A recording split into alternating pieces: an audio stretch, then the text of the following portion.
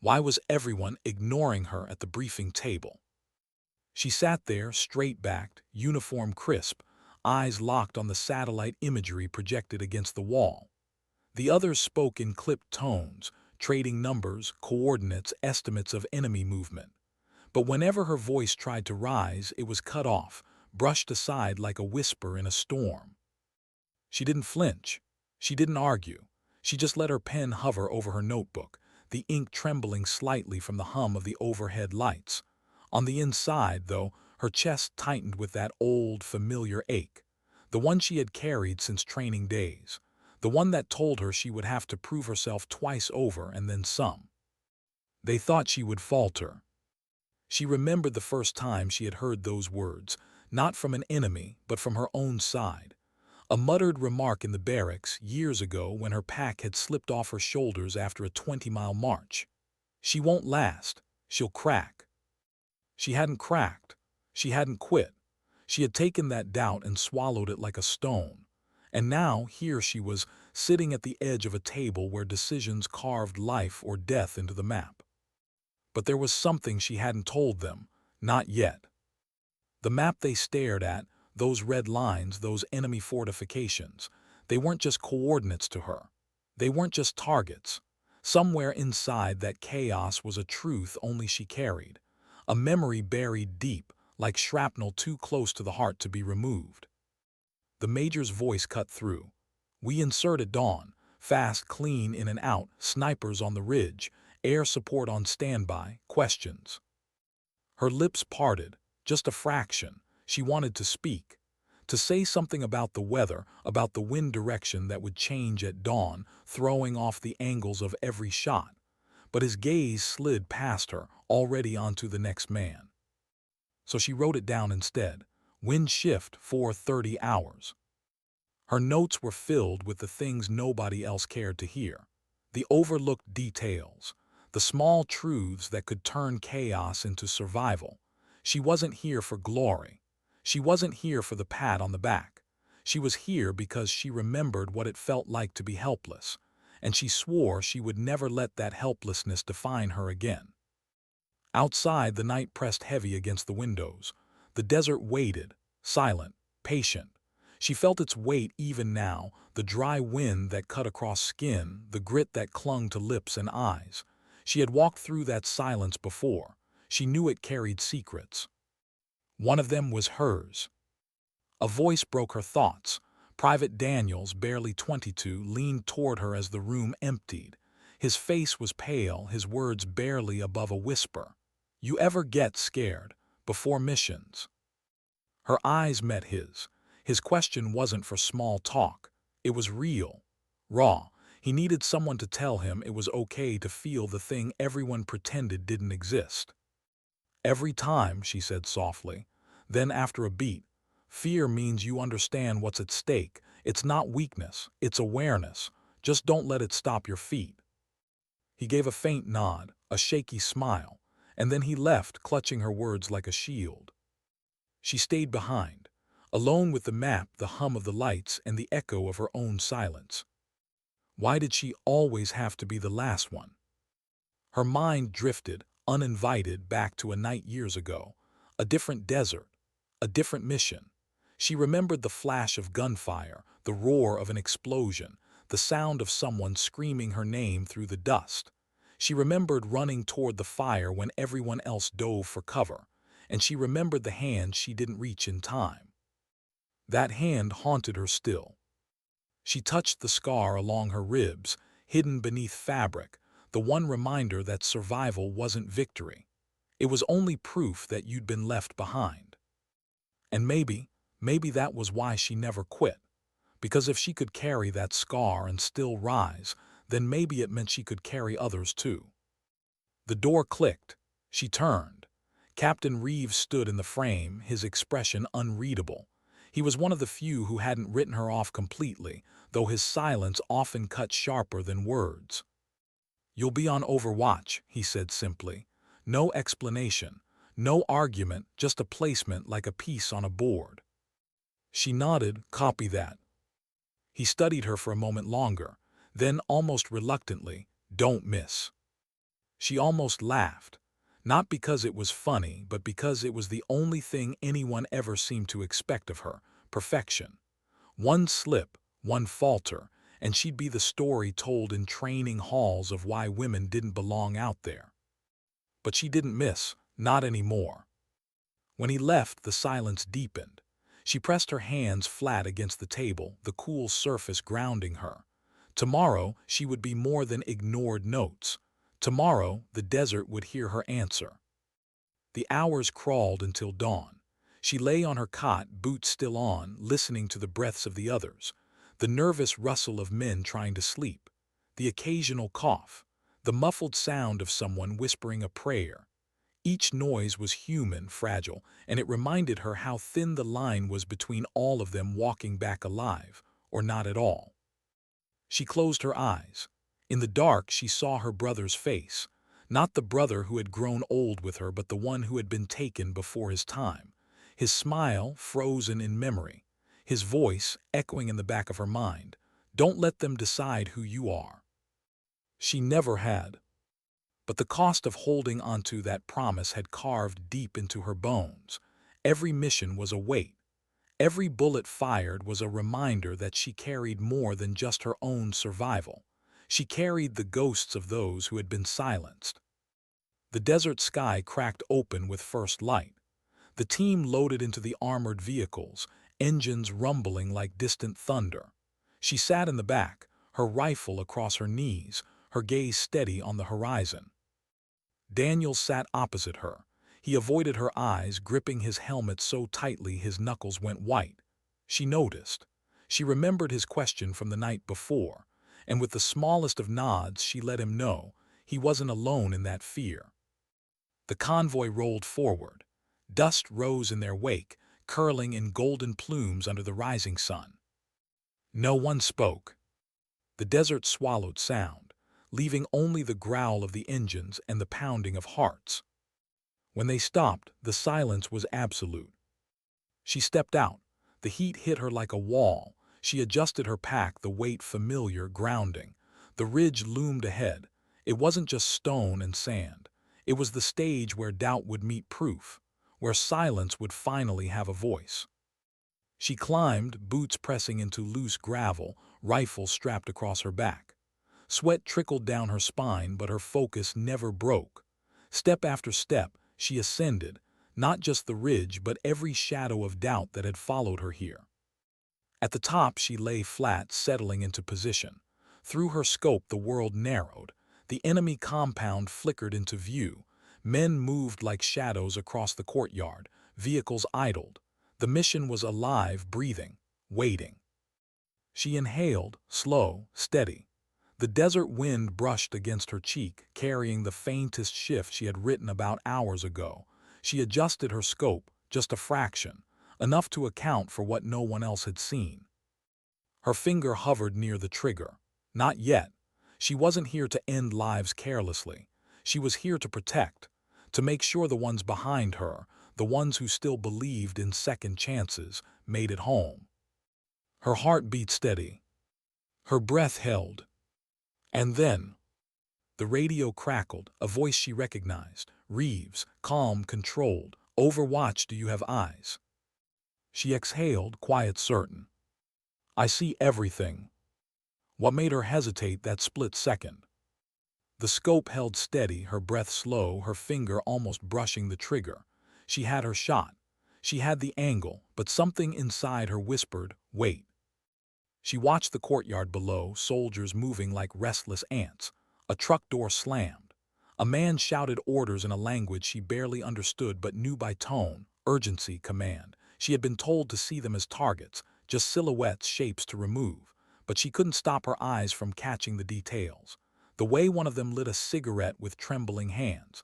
The way another stretched his back as if exhaustion were heavier than his weapon. They weren't faceless. They were human.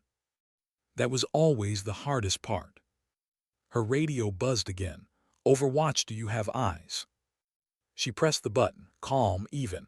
I see movement, multiple tangos, stand by. Silence returned, but inside her chest, her heart wasn't silent. It beat in a rhythm that felt too loud, like it might echo across the ridge. And then movement at the far edge of the compound. A door swung open. Two figures emerged. Her eyes froze.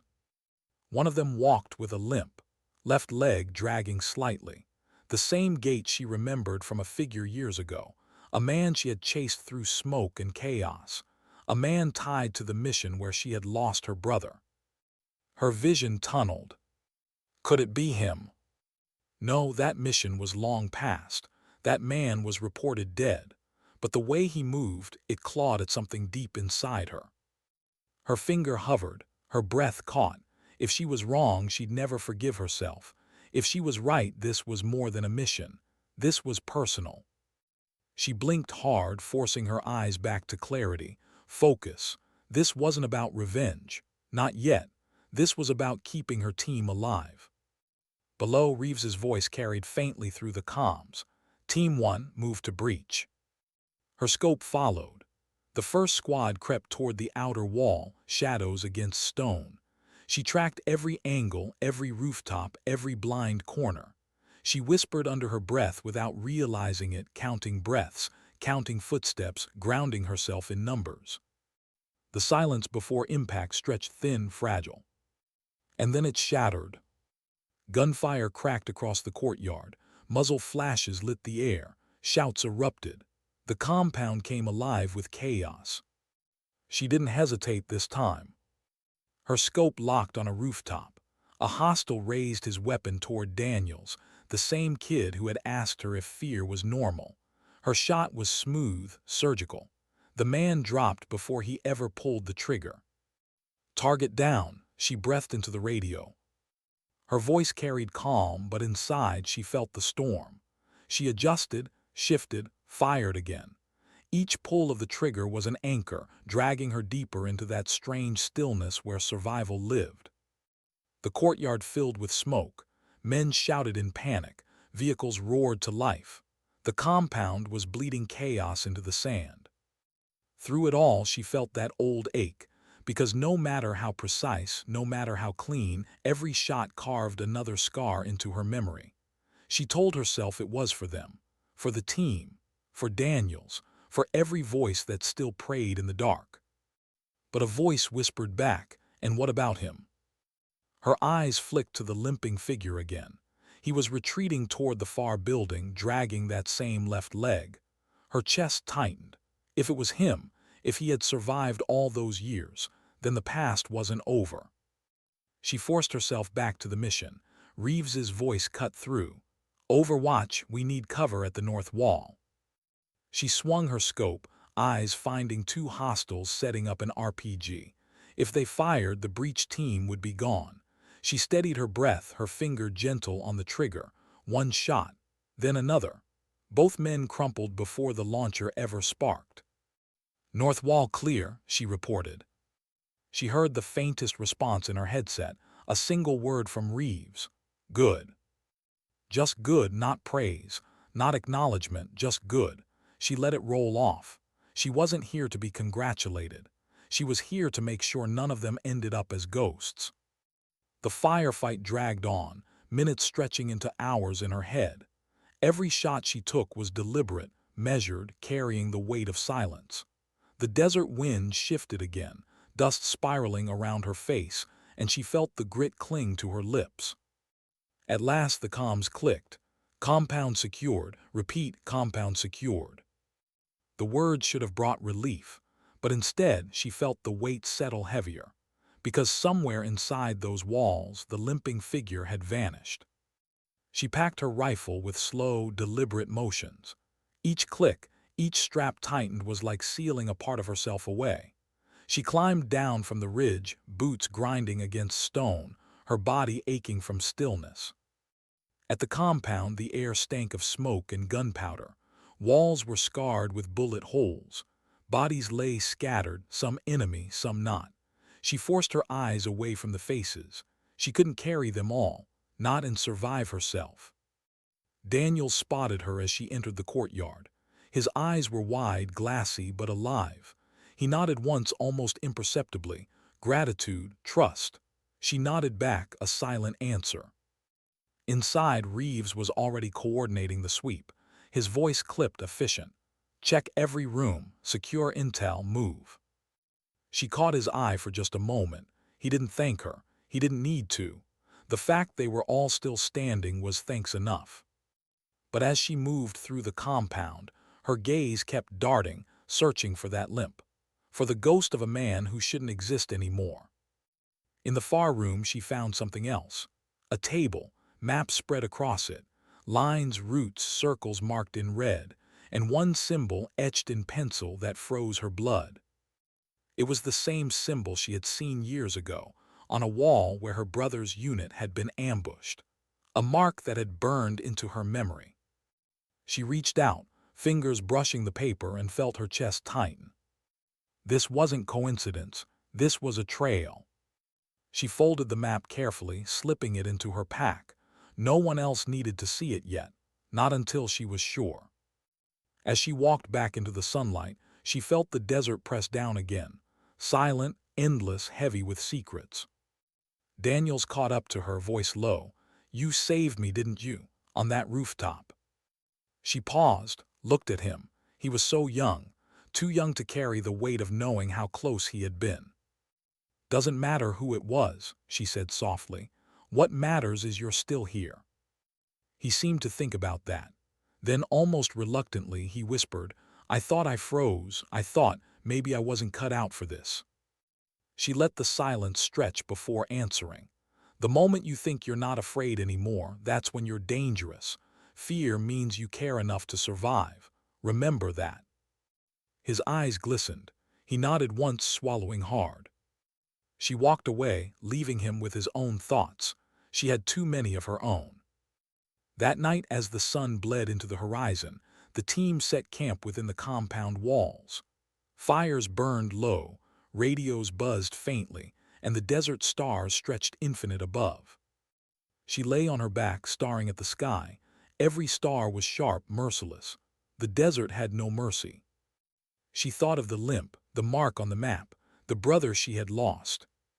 And she whispered to the silence, words no one else would hear. "If it's you, I will find you." The night swallowed her voice. The stars gave no answer.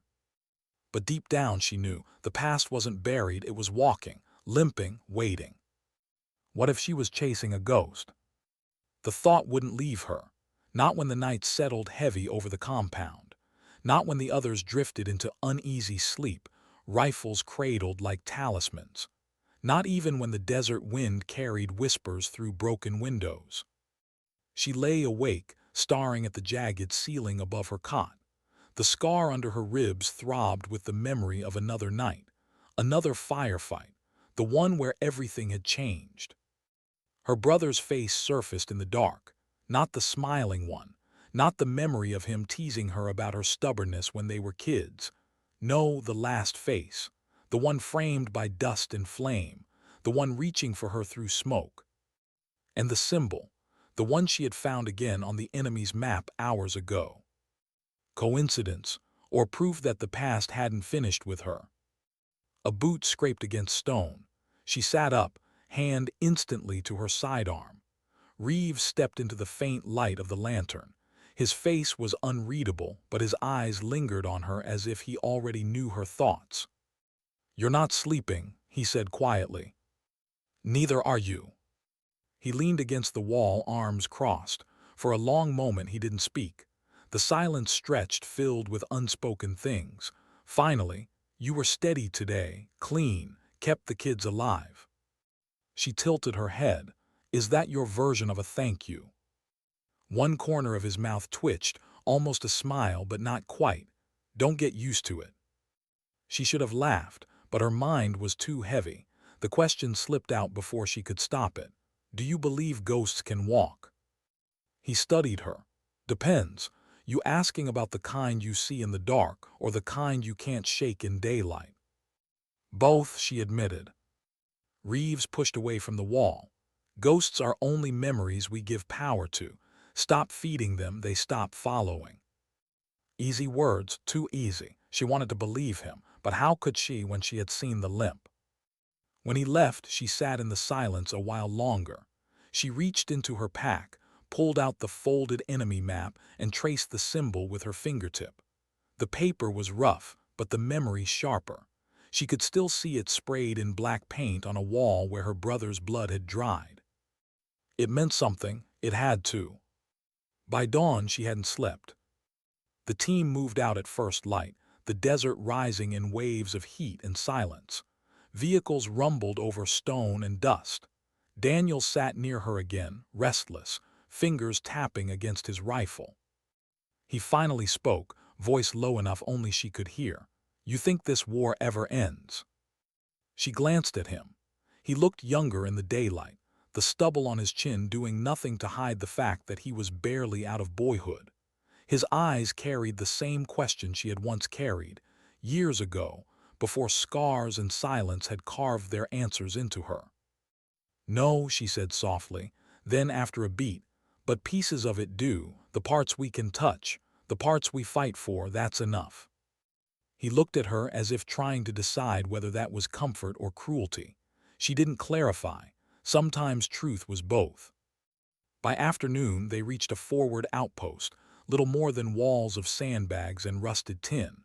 The heat pressed down, thick and merciless. Flies buzzed near discarded crates. The smell of diesel and sweat hung heavy.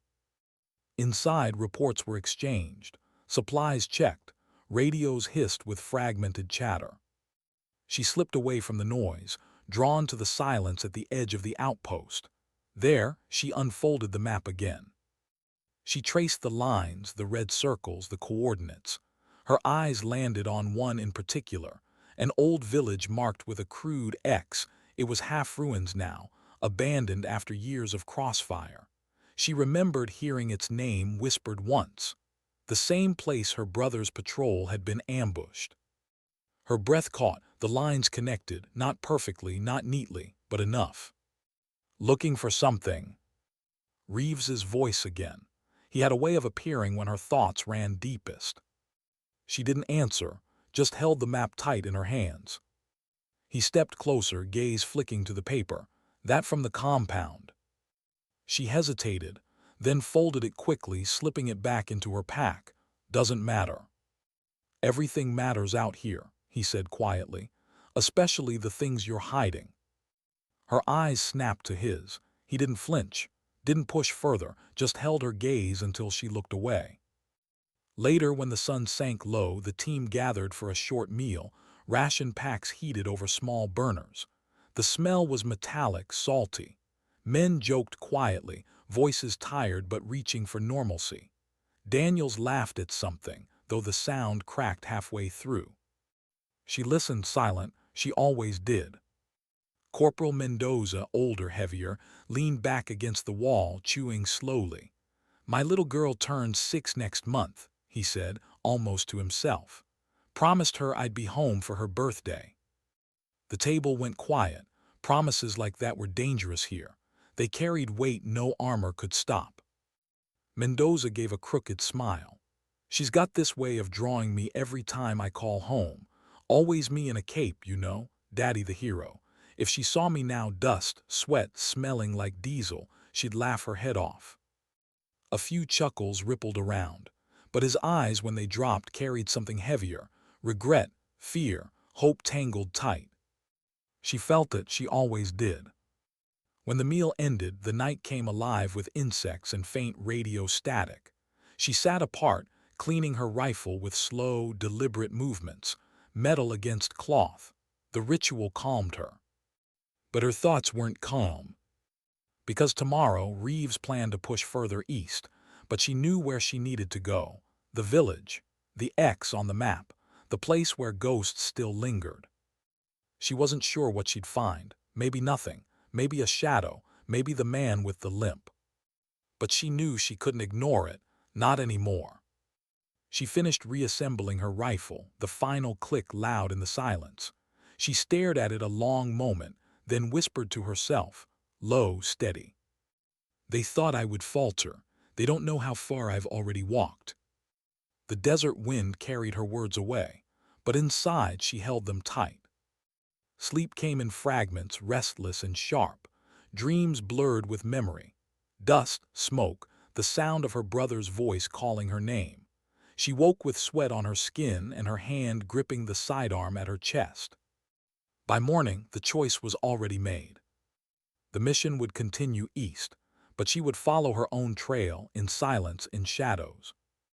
And if the limping man was truly alive, then the war wasn't just out there. It was inside her. Why did her boots feel heavier than usual that morning? The outpost stirred with quiet efficiency. Men checked weapons, strapped packs, muttered to themselves. Engines growled as the vehicles warmed, coughing black smoke into the desert air. She moved among them, doing the same motions she always did, checking her scope, her rifle, her gear. But inside, her mind was elsewhere. The village, the X on the map. She could almost see it already. Crumbling walls, dust-coated alleys, silence heavy with memory. If the man with the limp had passed through, the answer she carried in her chest might finally take shape. But Reeves's voice cut across her thoughts.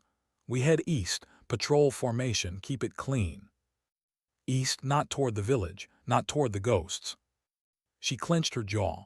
Orders weighed more than stone, but so did silence. The silence of not knowing. The silence of letting the past dictate her every step without facing it. Daniels walked beside her as they loaded up, his eyes nervous again. He caught her gaze, almost searching for reassurance. She gave him a small nod, steady, calm, even as her insides twisted. The convoy rolled out, wheels grinding against gravel. Heat shimmered across the horizon. Dust rose like smoke behind them. She sat in the back of the lead vehicle, her rifle across her knees, eyes scanning the endless desert. Every bump in the road shook her deeper into herself. She remembered her brother's voice, laughing one night after training when she had nearly fallen asleep on her feet. You never quit, do you? Even when you should, even when you're breaking. She hadn't answered then. She wouldn't have now, because quitting wasn't in her, not when something still clawed at her bones. Hours passed, the desert stretched endless. At last, Reeves called a halt. The convoy pulled into a shallow basin, engines cooling with ticking groans. The men stretched, drank water, adjusted gear. She took the chance to slip a few paces away, eyes scanning the horizon. And there it was, just barely visible far to the north. A jagged shape against the haze. Ruins, the village. Her chest tightened. It wasn't far, a few miles at most. Something catch your eye.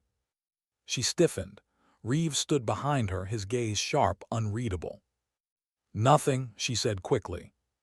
He studied her a long moment.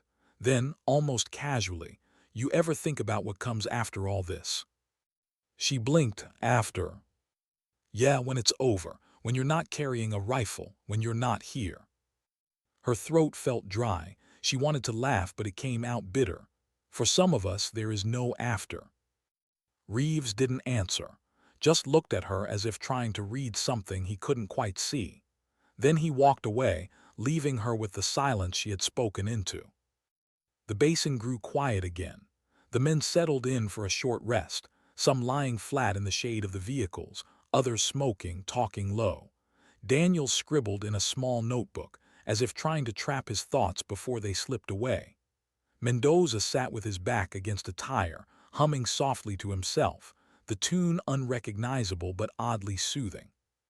She took it all in, the small human sounds against the vast emptiness, and she knew, if she left now, if she broke from the convoy, no one would notice for a while, not until the desert had already swallowed her steps.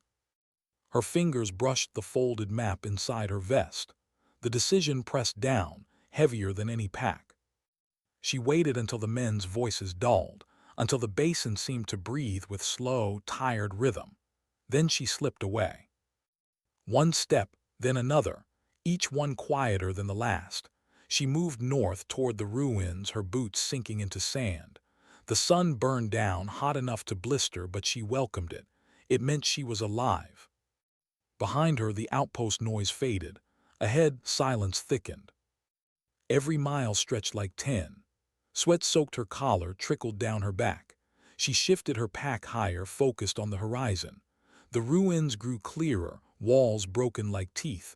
A mosque dome collapsed in on itself, alleys drowned in shadow. When she finally reached the edge of the village, the silence was suffocating. Not the peaceful the kind that carries memory, the kind that knows what was taken here and refuses to forget. She stepped inside.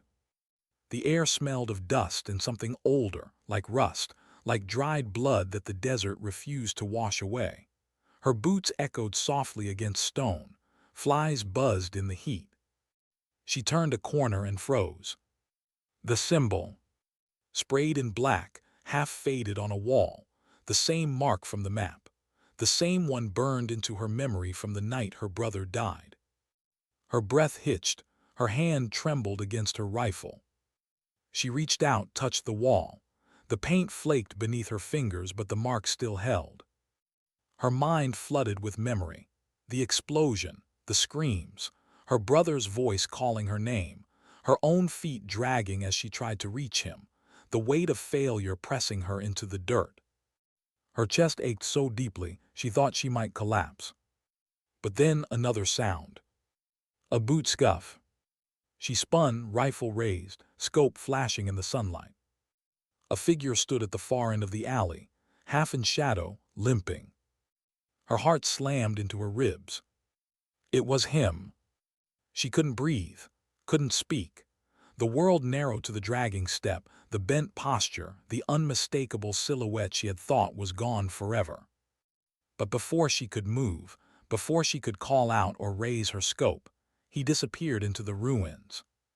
Her body acted before thought. She chased, boots striking stone, heart pounding like gunfire in her ears. The alleys twisted, turned, dust swirled. She caught flashes of the limp always just ahead, never close enough. She rounded another corner and found nothing, just silence, just shadow. Her lungs burned, her legs ached. She pressed herself against a wall, scanning, searching, listening, but the village had swallowed him whole. Had he been real, or just a ghost her mind had conjured from memory? She sank to her knees, the heat pressing against her skull, the weight of the rifle dug into her shoulder. Her brother's voice echoed again, "Don't let them decide who you are."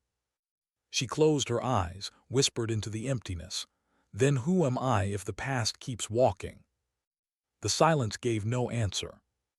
She stayed there until her breath steadied, until her legs stopped trembling. Then she rose, brushed dust from her knees, and forced her feet to move again. She didn't know what she would tell the team when she returned. She didn't know how she would explain the hours she had been gone. But she knew one thing. He was alive. Or at least her ghosts were. The desert never forgives those who wander without purpose. By the time she made it back to the basin, the sun had shifted, shadows longer, light harsher. Her throat was dry as bone, her body dragging. Yet she carried herself straight, rifle slung with practiced ease, as if she had only scouted a nearby ridge. The convoy was already alive with motion. Engines thrummed, men checked weapons, Reeves barking orders with clipped precision. She blended back into formation, heart pounding harder than any march should demand. Daniels caught sight of her, his brow furrowed. He opened his mouth, then shut it as though weighing whether to speak. She gave him the smallest shake of her head, eyes sharp. Not now. Not ever. But she could feel it, the shift in the air. Reeves's gaze lingered too long when he passed. Mendoza squinted at her as if counting the sweat stains on her collar. Even Daniels, usually too cautious to notice much, looked at her with a question burning behind his silence. Her chest tightened. She had spent her career carrying weight without dropping it. But this was different. This was a secret that threatened to crack the armor she wore every day. The convoy rolled out again, eastward into the desert. Hours bled together, monotony broken only by the hum of tires, the occasional radio crackle, the sharp call of Reeves keeping the rhythm alive. She stared through the dust-smeared glass, but her mind was elsewhere. the symbol on the wall, the limp in the shadow. He was alive. She was certain of it. Her heart wouldn't be hammering so hard otherwise. Her bones wouldn't have screamed in recognition. But if he was alive, why hadn't he come to her? Why disappear into the ruins? Why run? Her brother's voice haunted her still. He had always told her, the truth doesn't hide, it waits. Maybe the truth was waiting now. Maybe it was her turn to chase. But chasing meant breaking everything Reeves had drilled into them. Discipline, formation, trust. And yet, wasn't trust already broken? Nightfall draped itself over the desert like a heavy blanket. The convoy halted in a shallow depression, headlights cutting out one by one. The men set up perimeter, posted watch, unpacked rations. Fires were forbidden. Light drew eyes in the dark. They ate in silence, chewing tasteless food under stars too bright to comfort. She sat alone, back against a rock, chewing mechanically. Every crunch of dry ration echoed like glass in her teeth. Across the camp, Daniel scribbled in his notebook again, then glanced her way. Reeves walked perimeter, eyes never resting, jaw locked. She wondered how long before he confronted her. The thought should have unsettled her. Instead, it steeled her, because confrontation was easier than silence. Silence let ghosts grow stronger. When her watch came, she moved to the north ridge, rifle ready, eyes scanning black horizon. The desert breathed differently at night, cooler, sharper, alive with whispers of wind. Half an hour passed before footsteps approached, light, deliberate. "Quiet night," Reeves's voice said low. She didn't turn, for now. He came to stand beside her, looking out into the nothing. For a long time he said nothing. Then, "You slipped earlier." Her chest tightened. She kept her eyes on the horizon. "I scouted." "You vanished." His tone wasn't anger, it was something heavier. "We don't vanish, not out here, not ever." The silence stretched between them. Finally she turned, met his eyes. "And if what I saw matters more than a formation line?" His jaw flexed. "Then you bring it to me, not chase shadows." Her breath caught, he knew. Not what, not who, but he knew something. "Shadows don't paint marks on walls," she said, voice sharper than intended. That froze him, his brow furrowed. What mark? She looked away, back to the endless black. "It doesn't matter." But it did, more than anything. Reeves studied her a moment longer, then stepped back. "You keep chasing ghosts, you'll get someone killed, maybe yourself, maybe more." His voice lowered, almost soft. "I can't let that happen." Then he walked away, leaving her heart pounding, her throat burning.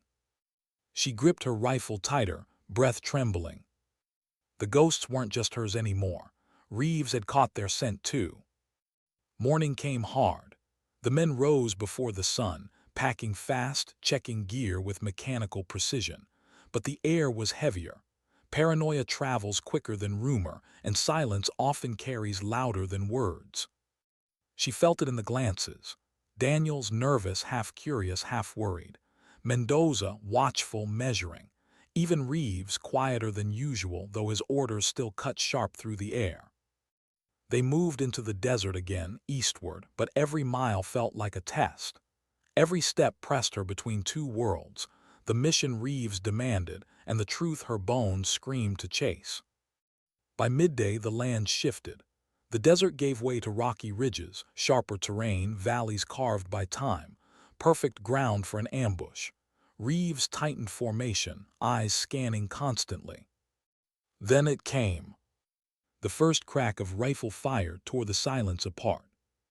Men dropped low, engines roared, dust exploded upward. Bullets struck rock, ricocheted sparks into the air. She moved on instinct, dropping behind cover, rifle to shoulder, eyes searching. Through her scope, shadows danced across the ridge, enemy silhouettes moving with purpose, firing down into the basin. She squeezed off shots, each one calm, precise, her training flooding back. One target fell. Another ducked low. The team's return fire lit the valley with noise and chaos. Daniels was beside her, shaking but firing. Mendoza barked curses between bursts. Reeves shouted orders that somehow cut through the storm. The world became heat, smoke, dust, and the iron taste of survival. But even in the chaos, her eyes betrayed her. Her scope flicked past one shadow too tall, too slow, too familiar. The limp. She froze, heart slamming. For one breath, one impossible heartbeat, she swore she saw him, moving awkwardly along the ridge, not firing, just watching. A bullet snapped past her ear. She ducked, heart crashing against ribs. When she looked again, he was gone. The ghosts never stayed. By the time the firefight ended, silence dropped like a stone. Smoke rose from the ridge. The enemy had pulled back, leaving behind only echoes and blood on the sand. Two of Reeves's men were down. Mendoza knelt beside one, his lips moving in a prayer she couldn't hear. Daniel sat with his back to a rock, chest heaving, face pale. Reeves stood tall, eyes scanning the horizon with fury locked in his jaw. He turned, found her, and the look he gave wasn't anger. It was warning. The kind that said, "I know you saw something. I know it pulled you away, even for a second." The kind that said, "Next time that hesitation kills." She met his gaze unflinching. Inside, her chest burned. Because the truth was undeniable now. The ghosts weren't just shadows. They were here. They were moving in the same desert, and if she didn't chase them, they would swallow her whole.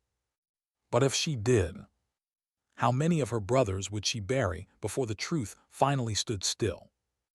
Why did his eyes haunt her more than the bullets? The ridge was quiet now, smoke clinging to the air, silence ringing sharper than gunfire ever could. Reeves ordered the men to move the bodies to a shaded hollow, away from scavenger birds. The desert always took its toll, but it was worse when it was their own. She wiped grit from her face, hands trembling, not from fear, from the weight. Because while Mendoza pressed cloth against a dying man's wound, while Daniel sat hollow-eyed and pale, she had been searching the ridge with her scope, searching for him.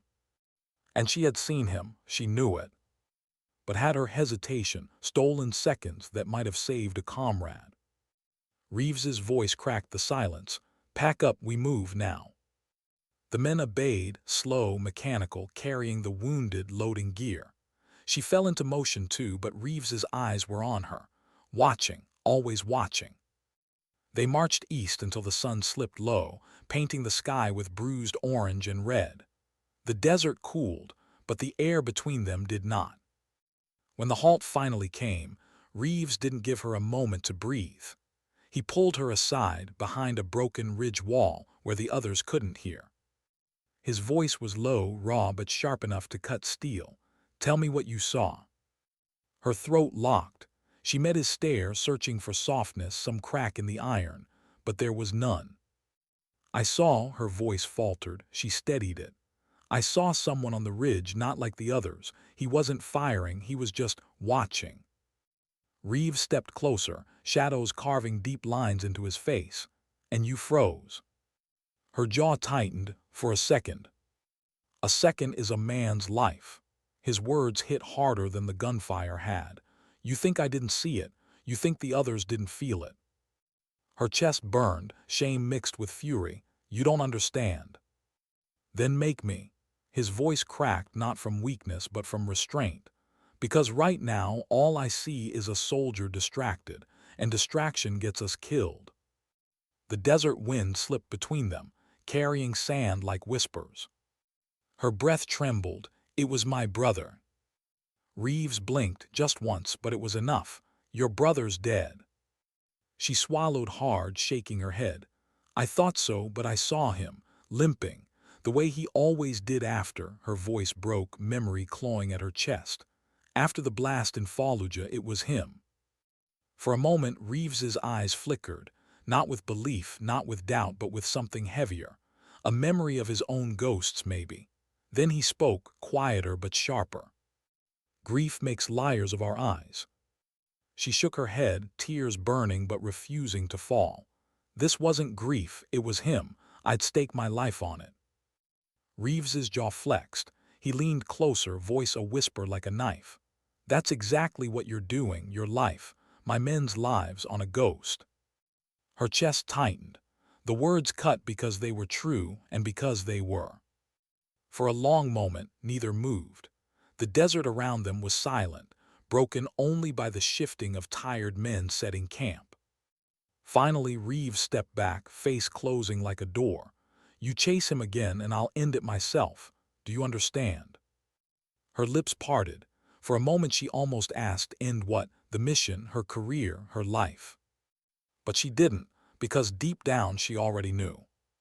She gave the smallest nod. Reeves held her gaze another beat, then turned away, leaving her chest hollow and burning.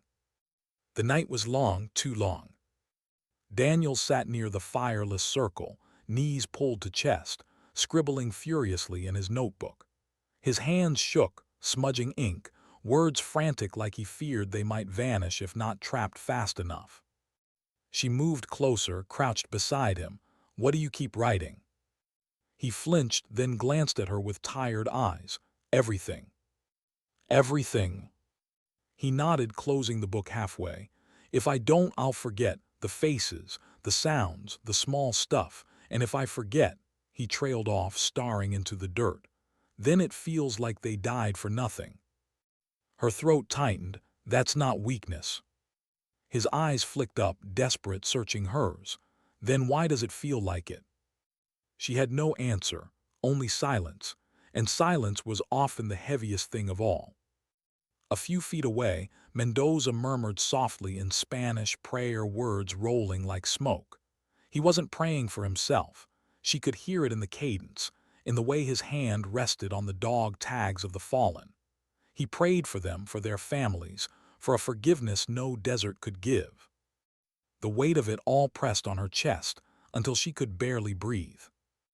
Her brother's limp, Reeves's warning, Daniel's notebook, Mendoza's prayer. She lay awake long after the others finally surrendered to exhaustion, staring at the stars. If Reeves was right, if it wasn't him, then she was losing herself. Her grief was becoming a weapon aimed inward. But if Reeves was wrong, if it really was her brother, then every mile they marched away from that ridge was betrayal. Sleep never came. Only the haunting image of a shadow limping across stone, watching from the edge of her scope. At dawn they moved again. The desert was endless, the land cruel. Supplies were thinning, nerves fraying. Even Reeves's orders came slower, his jaw set harder. By midday Daniel stumbled, nearly collapsing. She caught him by the arm, steadying him. His skin burned hot, sweat soaking his collar. Fever. Reeves called halt, cursing under his breath.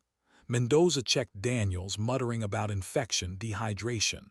They had no medic, no proper supplies, only grit and prayer. Reeves looked at her then, a look that wasn't warning this time, it was blame. If you hadn't chased shadows, if we hadn't wasted time, maybe we'd be further, maybe safer.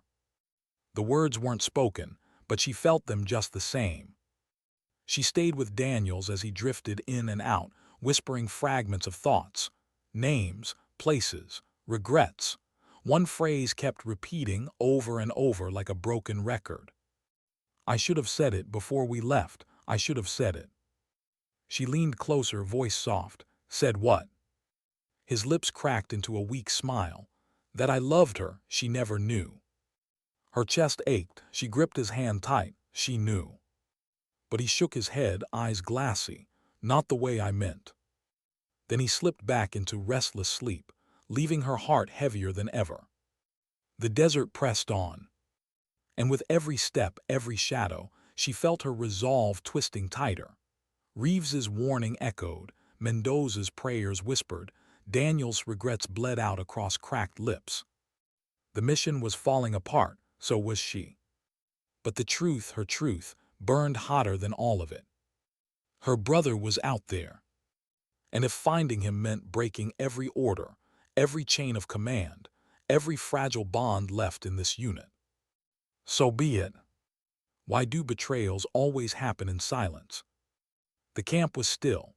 No fire, just the faint glow of stars and the low hum of restless breaths. Men turned in their sleep, rifles close, boots still laced in case the desert woke them rudely. She lay on her back, eyes open, staring at a sky too endless to comfort.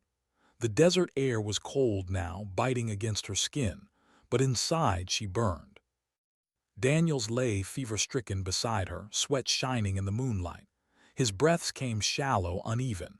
Mendoza had done what little he could, water, cloth, whispered prayers, but the infection was winning. The boy was slipping. Every faint breath sounded like a countdown. And Reeves was on watch, of course he was. He never trusted anyone else to guard the silence. That was the problem with him. He carried the weight of command like a blade he couldn't put down, but even a blade dulls with time. Her pulse thudded in her throat. She knew what she was about to do. She had rehearsed it in her mind 100 times, weighing every step. Still, when her hand touched the rifle, her chest constricted like a snare. Because this wasn't just breaking orders. This was tearing the last thread that held them together. She rose slow, silent, boots soft on the sand, breath measured. Daniel stirred, a groan slipping from cracked lips. She froze, kneeling beside him. His eyes fluttered open, hazy, glassy. "You're leaving," he whispered, voice thin as wind. Her throat locked. She wanted to lie to soothe him, to tell him she was only stretching her legs. But lies weighed heavier than truth, and Daniels had carried enough already. "I have to," she whispered back. His lips cracked into a faint, tired smile. "Then find him for both of us." Her chest ached. She pressed her hand to his, fingers trembling. Then she slipped away, silent as shadow. The desert welcomed her with its vast, merciless arms. She moved north, away from the convoy, compass steady, moonlight guiding. Each step pulled her deeper into the unknown, but also closer to the truth. She clutched it like a lifeline.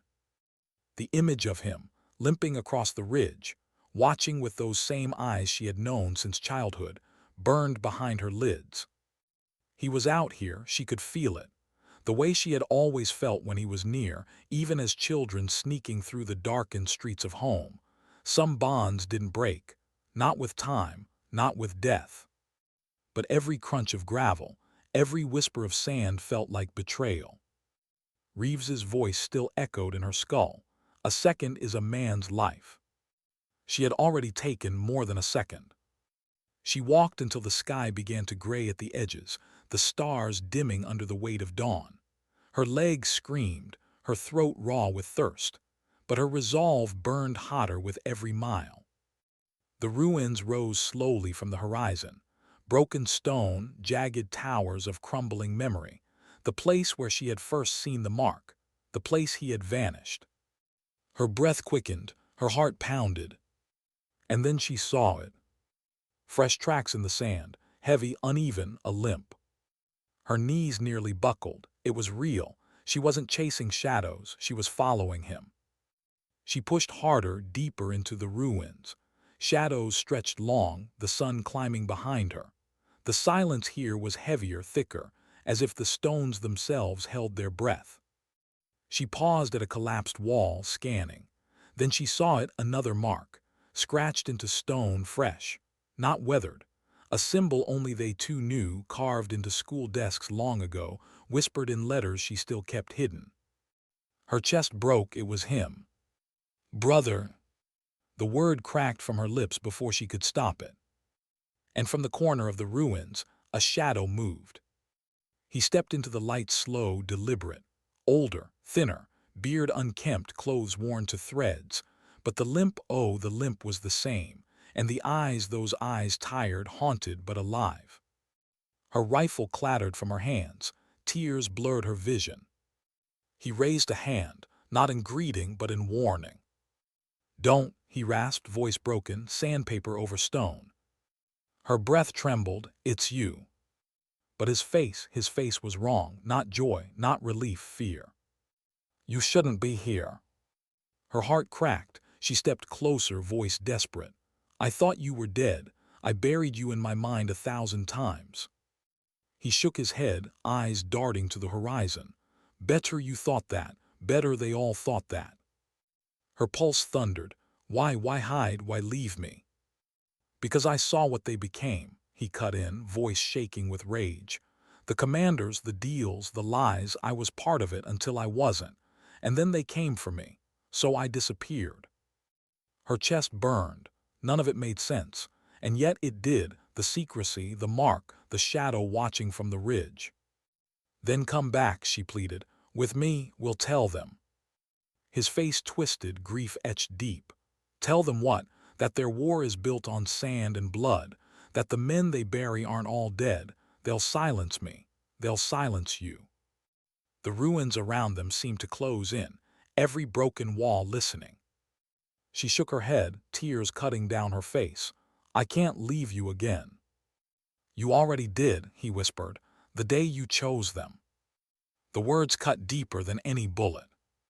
But before she could answer, before she could step closer, a voice shattered the air. Step away from him. Her blood ran cold. She turned Reeves, rifle raised, jaw clenched, eyes like fire. Behind him, Mendoza, weapon steady. They had followed her. Her brother stiffened, eyes darting, muscles tensed, like a hunted man. Reeves's voice was iron.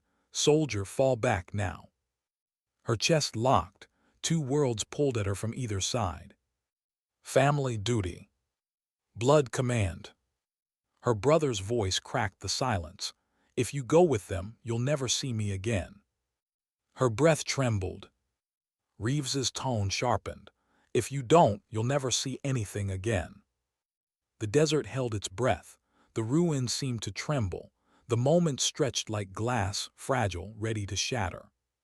Her heart thundered, torn in two. And she knew, whatever choice she made next would burn the rest of her life into ash.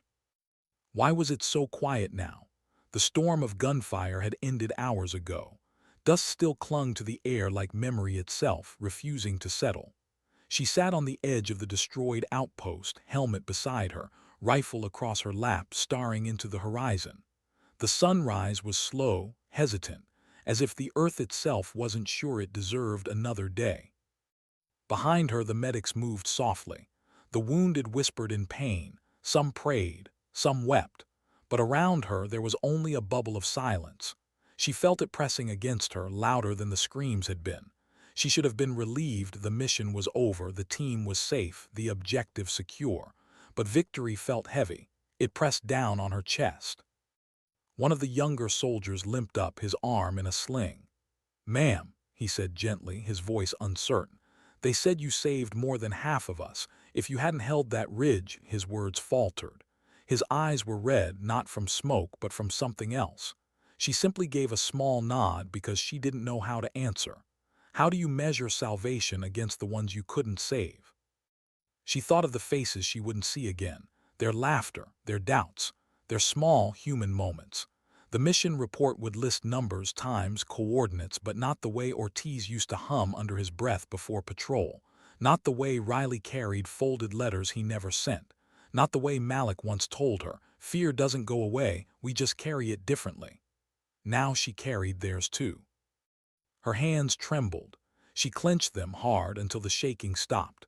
The scar on her wrist, the one from training years ago when everyone had laughed and told her she wasn't strong enough, burned faintly in the sunlight. She traced it with her thumb, and for the first time in a long time she didn't feel broken by it. She felt whole, not because the pain was gone, but because she had carried it here. The wind shifted. A tattered flag clung to what was left of a wall. She stood slowly, her body aching in places she hadn't even noticed before. Every step toward that flag felt heavy. When she reached it, she untangled it with careful fingers, brushed the dust away, and tied it again, higher this time so it could catch the morning light. Around her, the soldiers stopped. For a moment, the wounded, the weary, the grieving all looked at her, not as a ghost, not as someone underestimated, but as someone who had endured. She didn't speak. She didn't need to. Silence was her language now. Later, when they loaded onto the helicopters, the rotors thundered above, drowning thought itself. She sat by the open door, wind whipping her hair across her face. She looked down at the land they were leaving behind, scarred, burning in places, but still standing. She knew part of her would never leave it. Some places live inside you forever. Some battles never end, even when the shooting stops. The medic across from her tried to smile, his bandaged head leaning against the frame. "You're unbreakable, you know that," he said through cracked lips. She wanted to correct him, to tell him the truth, that she wasn't unbreakable, that she had bent, shattered, cried in the dark when no one could hear. But instead she let the silence answer for her. Sometimes dignity doesn't speak. It simply acts. Hours later, back on home soil, reporters swarmed the landing pad, questions flying like shrapnel. How did you survive? What was the turning point? What did victory cost? She kept walking. Their words couldn't reach the places she had been. Their headlines would never carry the truth. They would never capture the look in the eyes of the ones she carried in her memory. That night, alone in her quarters, she sat at the desk with an empty notebook. Her fingers hovered over the page. For years she had avoided writing. Too much pain, too much fear that the words would fail her. But tonight she began. Not the story of tactics or strategies, not the story of medals or missions, but the story of faces, laughter, tears, the small human truths that never make it into official reports. She wrote because memory deserves witness. She wrote because silence, too, deserves translation. When she finally set the pen down, her hands were steady. Outside her window, the moon hung low, quiet and patient. She whispered almost to herself, "They thought I would falter." Her voice cracked, but she didn't stop. "But I rose unbroken." Her words lingered in the room, not triumphant, not loud, just honest. And somewhere in that quiet, in that fragile human space between pain and endurance, she realized something. Victory is not always a flag raised, a hill taken, a mission completed. Sometimes victory is just standing again, even when no one expected you to. The camera would hold on her face here, still, strong, eyes glistening but unyielding, before fading slowly into black. The music would soften into a single, lingering note, and the last line would echo like a breath left behind. Sometimes dignity doesn't speak. It simply acts.